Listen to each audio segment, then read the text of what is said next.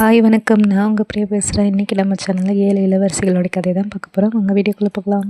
அந்த 7 பொண்ணுங்களையும் ஆளையே காணுமே. அவளுங்க பட்னியாக எப்படி கிடக்குறாங்க, அவளுங்க என்ன பண்ணுறாளுங்க எதுன்னு நீ போய் பார்க்குறியா, போ அவளுங்க என்ன பண்ணுறாளுங்கன்னு போய் பாரு போ அப்படின்னு சொல்லி அம்மா அனுப்பிச்சிடுறா. அங்கே போய் பார்த்தா அவளுங்க 7 பேரும் குளத்துல ஜாலியாக குளிச்சுட்டு ஜாலியாக இருக்காங்க.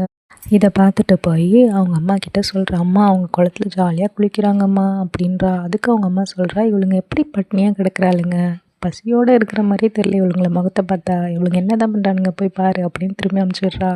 அந்த 7 பொண்ணுங்களும் குளிச்சு முடிச்சுட்டு அம்மா சமாதிக்கிட்ட இருக்கிற மாங்காய் மரத்தில் போய் பழத்தை பறித்து பசியார சாப்பிட்றாங்க. அப்போ திடீர்னு அந்த பொண்ணு வந்து பார்த்தா இவங்க எல்லாருமே மாங்காய் பழத்தை பறித்து ஜாலியாக சாப்பிட்டுட்டு இருக்காங்க. அவள் ஓடி போய் அவங்க அம்மா கிட்ட, அம்மா பெரிய மாங்காய் மரம் அந்த சமாதிக்கிட்ட எப்படி வந்துச்சுன்னு தெரியலம்மா, அதில் இருக்கிற மாங்காய் பழத்தை தினைக்கு இவளுங்க பறித்து சாப்பிட்டு பசியை தித்துக்கிறாளுங்கம்மா அப்படின்னு சொல்கிறா. ஓ அப்படியே விஷயம், இப்போ நான் என்ன பண்ணுறேன்னு பாரு. திடீர்னு கீழே விழுந்து, ஐயோ அம்மா வயிற்று வலி தாங்க முடியலையே, அண்ணன் காப்பாற்றுங்களேன் அப்படின்னு அழுவுறா கத்துறா. ராஜா ஓடி வரார். என்னாச்சுன்னு கேட்குறாரு. என்னால் வயிற்று வலி தாங்க முடியல, என்ன பண்ணுறதுன்னு தெரியல, சரி வைத்தியரை கூட்டிகிட்டு வரேன் அப்படின்னு ராஜா சொல்கிறாரு. இல்லை வேணாம், எனக்கு தோட்டத்தில் இருக்கிற அந்த மாங்காய் மரத்தோட ஆணி வேரை பிடிக்கிட்டு வந்து கஷாயம் வச்சுத்தாங்க, அப்போ தான் என் வயிற்று வலி சரியாகும்னு ராஜா கிட்ட சொல்கிறாரு.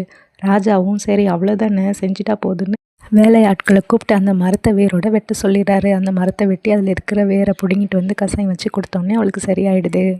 அந்த 7 பொண்ணுங்களும், அம்மா எங்களுக்கு இருந்த அந்த ஒரு மரமும் போச்சு, நாங்கள் இனிமேல் எப்படி பசி தீர்த்துக்க போகிறோன்னு ஒன்று அழுகுறாங்க.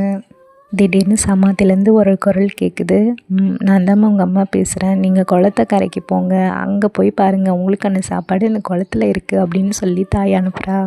அங்கே போய் குளத்தை பார்த்தா அந்த குளத்துல இருக்கிற இலையில விதவிதமான சாப்பாடுங்க இருக்குது. அவங்க ஆசையாக அதை எடுத்து சாப்பிட்றாங்க, பசியை ஆற்றிக்கிறாங்க.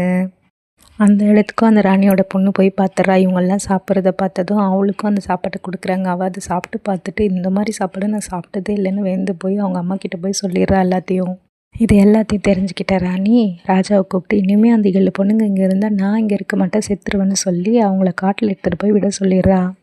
ராஜாவும் வேறு வழி இல்லாமல், அம்மா வாங்க எல்லாரும் காட்டுக்கு போய் வேட்டையாடலான்னு சொல்லி அந்த 7 பொண்ணுங்களையும் கூட்டின்னு போய் அங்கேயே ஒரு மரத்தடியில் தூங்க வச்சுட்டு யாருக்கும் தெரியாமல் எந்திரிச்சு வந்துடுறாரு. அந்த பொண்ணுங்க எந்திரிச்சதும் அவங்க அப்பாவை தேடி அழுவுதுங்க. 7 இளவரசர்கள் வந்து இந்த பொண்ணுங்களை காப்பாற்றுறாங்க. இதை நம்ம பார்ட் 3ல் பார்ப்போம். நம்ம சேனலை சப்ஸ்கிரைப் பண்ணுங்கள், லைக் பண்ணுங்கள், ஷேர் பண்ணுங்கள், கமெண்ட் பண்ணுங்கள்.